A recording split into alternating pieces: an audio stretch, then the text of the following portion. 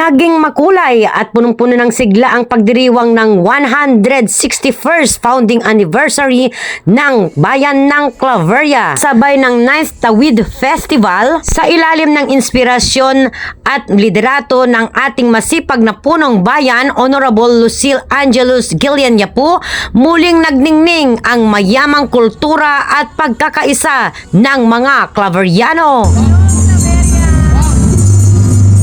Ang selebrasyong ito na may temang tawid at di agrupsa, padayawan tayo as sangapada, ay naging entablado upang ipamalas ang galing at talento ng bawat sektor ng ating komunidad. Highlight ang selebrasyon, Tawid Cookfest Competition, nagtagisan sa sarap at pagkamalikhain ng 8 cluster.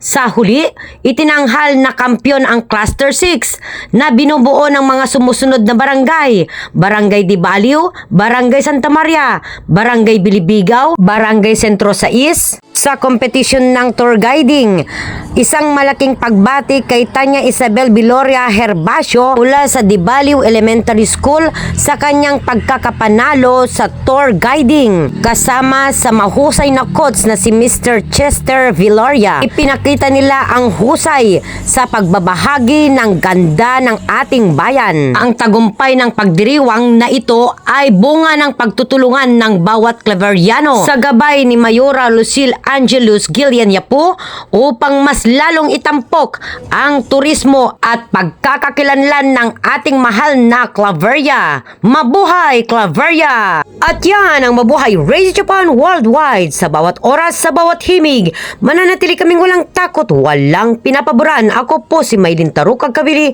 mula sa Claveria, Cagayan.